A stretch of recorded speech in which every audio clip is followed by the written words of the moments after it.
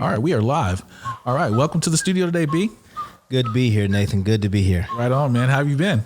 Good, man. Excited. Yeah? Love to be here in the studio on Thursday. So, yeah, man, let's get in it. Absolutely. I saw some exciting developments going on this week. You were at a property yesterday and, looking at some new stuff. What's going on with that? Yeah, just, looking at opportunities or, what we think are opportunities. Unfortunately, for me, once we got there and got a little bit more detail on the property, it began to not be as lucrative as what was thought. But that's why you do the site visits. You're gonna kiss 100 frogs before you find a prince. So or a princess, in our case. But yeah, man, it's exciting times. Right. Looking for the opportunities. There's opportunities everywhere in any market.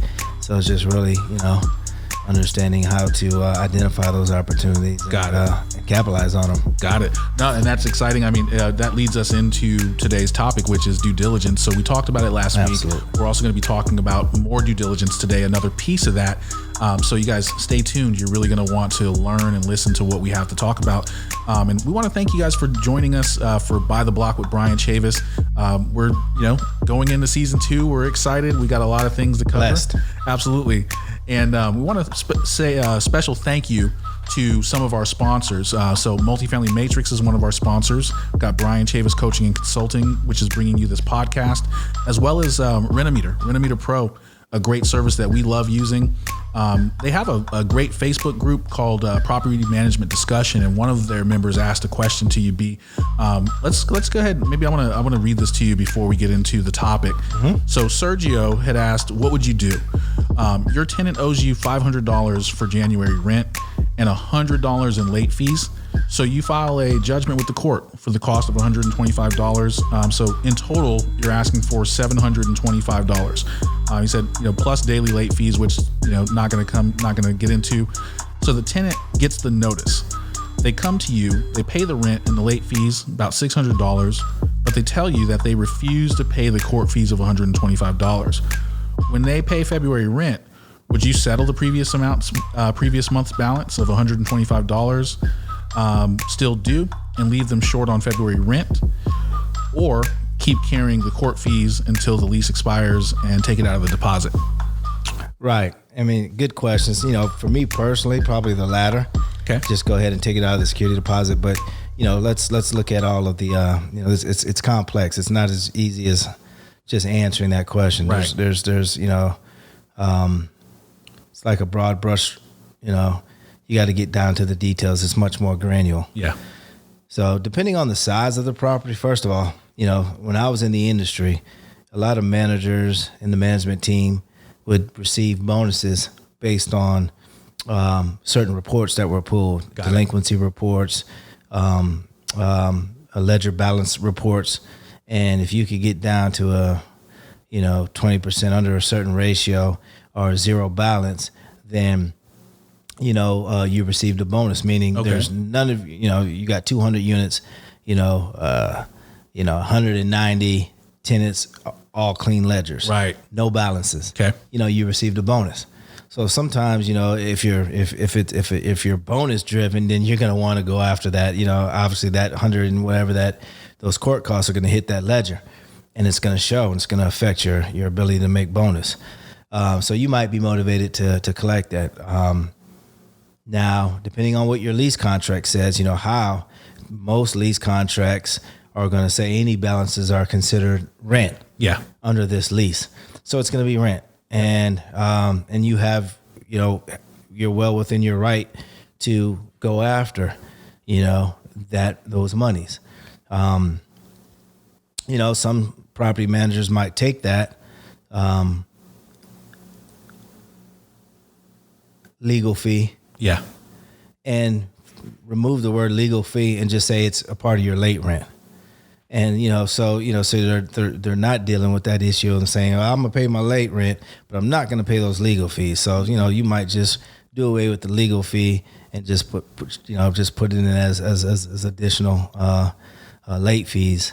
It might be an easier pill to swallow. It seems like this particular tenant is like, splitting hairs. You still owe the money, right. But it depends on the size of the units too, as well. So if you're not bonus driven, it could be, smaller operators, every dime counts. Yeah. So if the operator had to come out of pocket to get that money judgment or to start the eviction proceedings, and then the tenant came and paid and did some sort of stipulation to where they're able to stay, but the eviction is just paused, and if they don't pay certain balances, the eviction picks right back up, then, at the end of the day, they paid for that and they need to be reimbursed. It's coming out of their operating account. And so they would be more aggressive, and I would say go after it. The larger units, if it's not bonus driven, then, the easy thing to do is just say, okay, I'm not going to argue with you and take it out of the security deposit. So it's really, it's up to the property manager. This is where property management really, it's not cut and dry. It's really not as easy as people think, because it's, you got to know how to read your tenant. Yeah. You got to learn how to read the situation and make the best decisions at the time. Based on, the temperament of the tenant and based on the relationship of the tenant. They might have been a great tenant and just, never had any disturbance problems throughout the community, and you might just say, as a bonus because you've renewed, or as a bonus because, you've been such a great tenant, we're going to wipe that away, those fees. So, you read the situation. If it's a situation where you do need to collect, you collect. You're well within your right, because most lease contracts are going to state that any money's owed, any balance, any money's owed is considered rent under this lease. And so you're well within your right to collect that, and you have to make that known to your tenant that, hey, listen, you're subject to an eviction because this is considered rent. Wow. Forget that this is legal fees. Right. You need to, Mr. Tenant, you need to forget all about that. Correct. You're getting too emotional. You owe this balance. This is just a balance, and you owe it. So there's so much. It's like it's a song and dance, so this is a big part of the situation. Absolutely. So, thank you for breaking that down, B. And if you guys have questions like that, you can always join us in the Matrix. If you're managing properties currently, visit bryanchavis.com/matrix. These are types of questions that we answer every single week within the Matrix. We have our Q&A sessions. And also special thanks to Renometer. You can get 5 free rental reports, and you can also join their group. Go to free bryanchavis.com/Renometer. Get plugged in with them. Just a great resource, awesome. And great source of education as well, but also a great service that we use to help us make sure that we're on the up and up with our properties. So let's get into operating expenses. So due diligence, operating expenses in real estate, the operating expense ratio. They say it's a measurement of cost to operate a piece of the property. And so you're going to break down the how to calculate that. What is a good expense ratio? Right. And so why are we looking at operating expenses within due diligence? And I know you said something about kissing frogs. Like, I just want to invest in a deal already. Why are we? Well, that's great. Step. Yeah. And so do we all. But when you purchase something, it must be evaluated. When you go to the car lot, you've read up on the vehicle. Typically, got it. You go to kick the tires. You take it on the test drive, right? Yep. When you buy a business, you have to scrutinize that business, and part of the evaluation of a business, because you got to remember, no matter what size the apartment building, right, and whether or not you have a portfolio of apartment buildings, each apartment in itself, no matter how big or how small, is a business. And so the business has to be evaluated. Right. And part of business evaluation is looking at the revenue, which we talked about. Right. But now also looking at the expenses. Okay. What gives you a better picture of overall value. And this is really important to me because my style is to create the management plan during the underwriting, or at least, beginning the process of laying the foundation of the management plan during the due diligence, because this is when I have a lot of information in front of me. Right. Right. So I'm able to really create what I'm considering a good management plan to implement on day one of operations. Right. Yeah. So, the operating expenses tell me a picture, or give me an idea. It makes, I begin to really understand the property. I get to understand how the current operator is operating the property. I'm also using it as an opportunity to identify value. Yeah. When it comes to a value add play, is there room? And there's always room for me to add value through operations. Absolutely. And typically one of the key ways to add value through operations is through the reduction of operating expenses. The reduction of operating expenses. Okay. So you've often said that, you're looking for red flags, and so I want you to take me through some of the areas. I'm going to list them out here. But what are some of the things that you're looking at when you're calculating your operating expense? So first thing, I know that you're looking at like administrative expenses, capital expenditures. So why are we looking at stuff like that? Yeah, so, some of the main things we're looking at, the admin costs, okay. Vendor contracts, yep. But some of the main things I'm looking at is what they're spending maintenance. Got it. Okay. So within maintenance. Within the maintenance, day-to-day operations, turnover. Okay. What are they spending, for each turnover of the property? Got it. Are they just simple turnovers? Are they, major rehabs like Park Plaza? When we do, we're getting out of that process slowly but surely of a major turn, which means replacement of vanities, resurfacing tubs, okay. Replacing kitchens and, redoing flooring. Right. That's a major turn. But once you get, most of those major items, and some might call those CapEx items, in place, on the next turn, the cost is going to be, there's going to be a huge cost reduction as far as, the percentage or the amount that we're spending on the actual turn.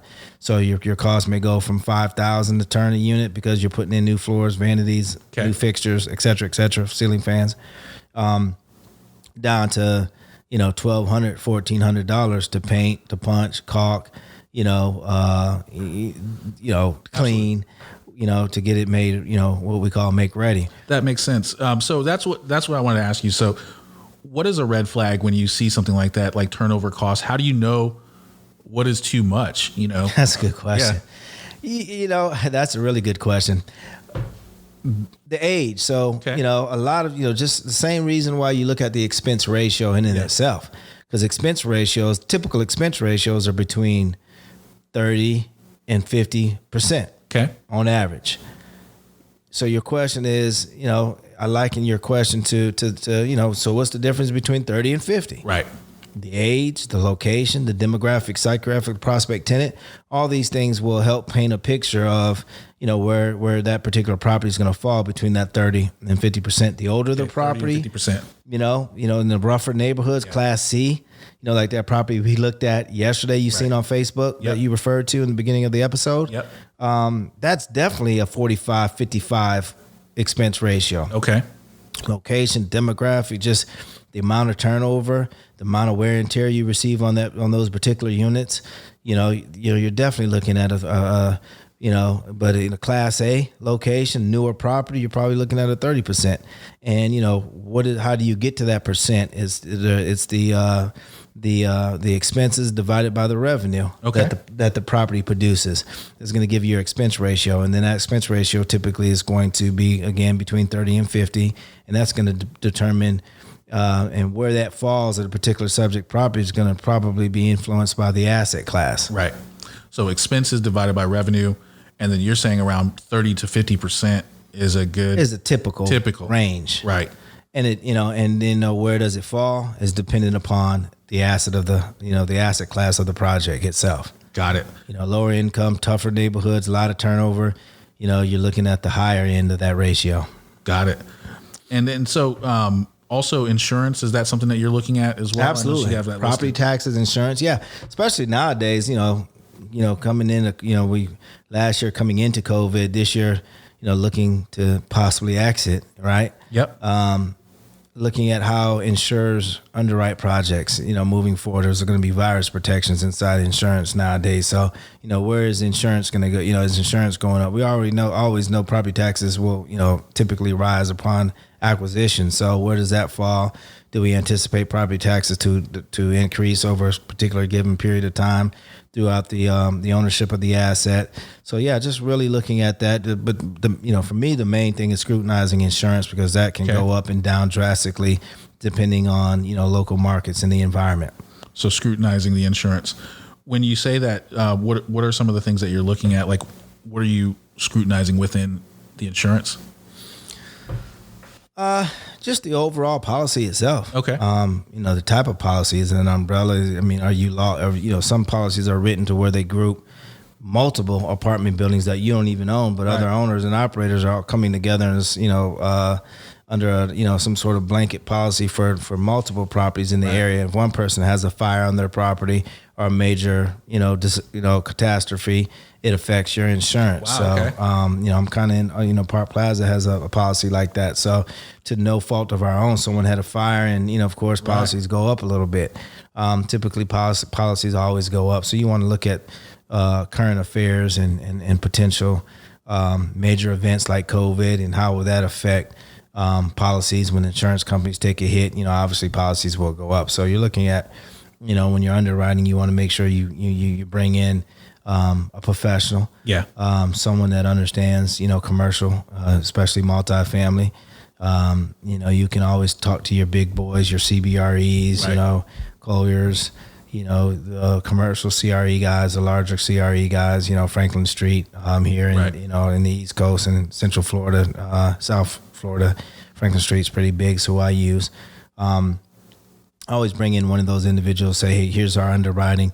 Here's the offering memorandum of this project. Most of them say, oh, yeah, I know that project. I've underwritten that for previous owners, and they're going to give you some historicals and some information, talk to you about current market conditions and what you should expect moving forward.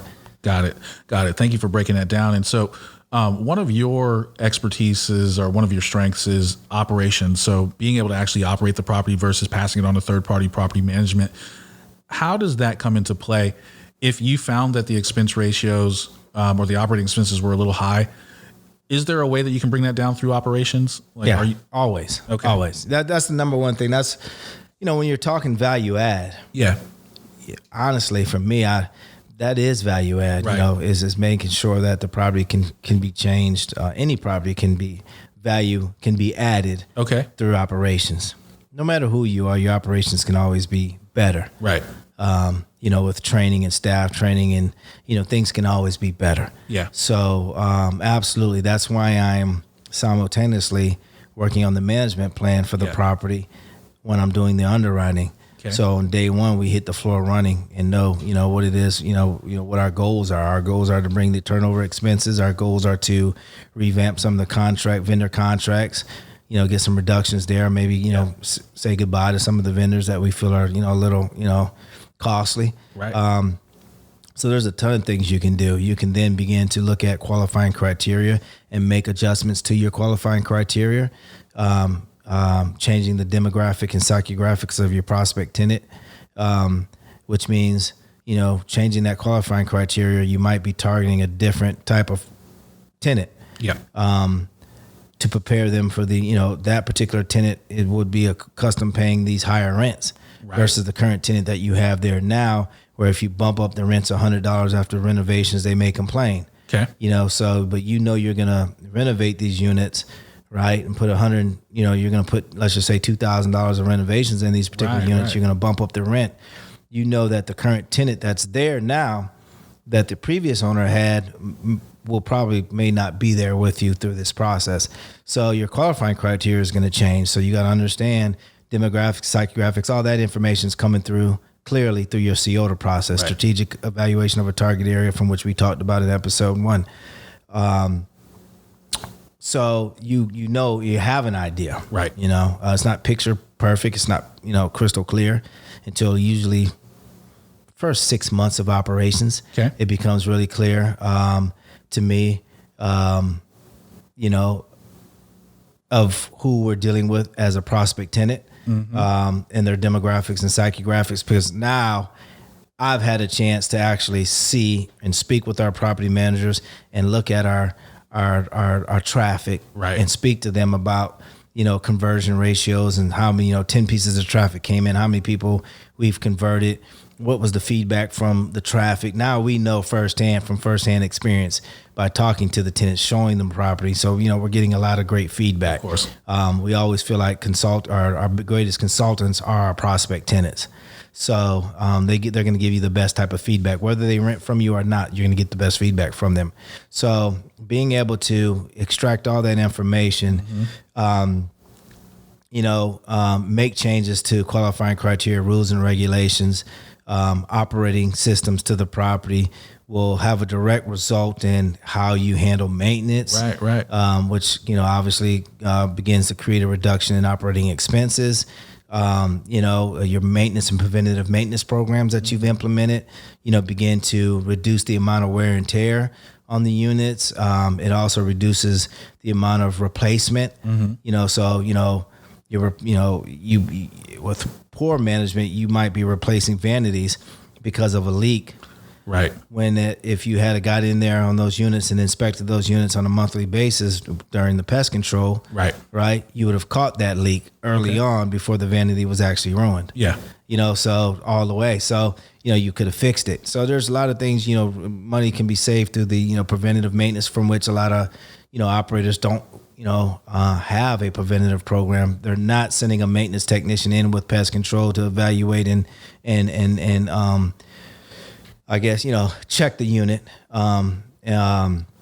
You're accustomed where you're at, they do this a lot. Absolutely. So, inspect what you expect. Yep. You'll be surprised how that drastically reduces the bottom line. Again, it's all about maximizing income and minimizing expenses. Right. How else do you minimize expenses unless you inspect what you expect? That's true.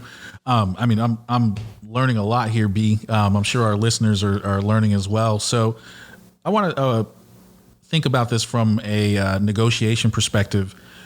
If you're looking at a property and you see that the operating expenses are too high, but you have the ability to bring them down through your operations, how does that help you in negotiations? Being able to show the current owner that, hey, you think this is a bit of a mess here. You don't. Okay. It's a mess. It's at the end of the day, It's what we know going in on our pro forma. Got it. That we can reduce these expenses. Sellers stuck on what they're stuck on. They're stuck. Yeah. That price is the price, unless it's major. Something that needs to be replaced. Roofs are there's issues that need to be done. Then then we will get an estimate of what it will cost, and then look to get a reduction in the price, and or have the current owner change out. Got it. So there was a few ACs back in the day. If you remember when you walked Park Plaza with me, there was a few ACs that had issues. I had them replace that, if you remember. Mm-hmm. Tile was damaged. I had them fix that, if you remember. Correct. Before we purchased, I either said, hey, look, I can send my guys in, get an estimate, take this off the price, the asking price, or you guys can fix. We are under contract, so they fix. Yeah. So, that's where you begin to negotiate those items. But, the real value and the real push, I'm not telling the owner, hey, look, your operations suck, and this is what you can do. Hell, they might say, you know what, you're absolutely right. We might just go ahead and implement your systems and keep the property. All right, yeah. So, sometimes you can say too much. So, that usually comes day one when we take over and we show up and we have our management plan in place and our team knows, what it is, what the goals are for the first 3 months, and then 6 months, and then year. Got it. Thank you so much for breaking that down, B. So this, always, once again, just thank you so much for being in the studio. It's such a wealth of knowledge. Any other things you want to add to developing expense ratios, looking at operating expenses? Yeah, so when you're looking at the unit, on average, there's costs associated when you're underwriting and doing the back of the envelope when you don't really know the expenses. So depending on the age, when you're looking at our spreadsheet, you'll notice it'll say if the age of the property is, between 3 to 5 years. Yep. Calculate, $200 per unit for this, $350 for that. Insurance $150. Per unit, so, there's parameters and there's and those scales and those dollar amounts change depending on the size, right, and the age of the property and the location. Got it. You know, so, just make sure you're getting those numbers correctly. But, we'll probably on this episode, I have a little chart. Yeah. Like a cheat chart that helps with that. And we can probably post that in this episode. Yeah. And it's out of our ebook that will be our $5 ebook that we'll be coming out with. Absolutely. That does a great job of explaining, pretty much from start to finish, from acquisition to disposition, and everything in between. Exactly. How to raise money, so on and so forth. So this is going to be an awesome book that's coming out. So shameless plug. Yeah. But yeah, there's a page in there that talks about, operating expenses and, on average, what do you look for and what do you put in, when you're doing the back of an envelope, what do you, what number do you stick in based on the age of the property? Then when you get into due diligence and you actually get to see the property and begin to peel back the layers and get more granular, then those numbers change. But in the beginning, it gives you an idea and gives you the ability to make, proper projections. Got it. Depending on the asset class and the location. So. Love it. All right. So make sure you guys go to bryanchavis.com, sign up for the newsletter. You're going to be able to get access to that ebook. We're near completion, so we're excited to get that to you. And we want to invite you guys to join us in the Multifamily Matrix. Multifamily Matrix is your only place for premium multifamily certifications, multifamily investment training, networking. It's coaching, consulting. We've got services. Yeah, we've got so much, and operating systems. Right. And Can I go on? Yeah, our goal is to help you, buy it, rent it, profit in 2021 and beyond. So, if you're interested in owning and operating multifamily investments, the Multifamily Matrix is the place for you. Go ahead and visit multifamilymatrix.com. And, thank you guys for listening to the podcast. Special thank you to our sponsors, Renometer Pro, Bryan Chavis Coaching Consulting, and the Multifamily Matrix. And B, thank you so much for joining us in the studio. And I look forward to talking with you next week, man. And thank you. And look forward to tonight's lecture. Absolutely. All right. Take care. Talk to you soon. Take care, buddy. All right. Bye.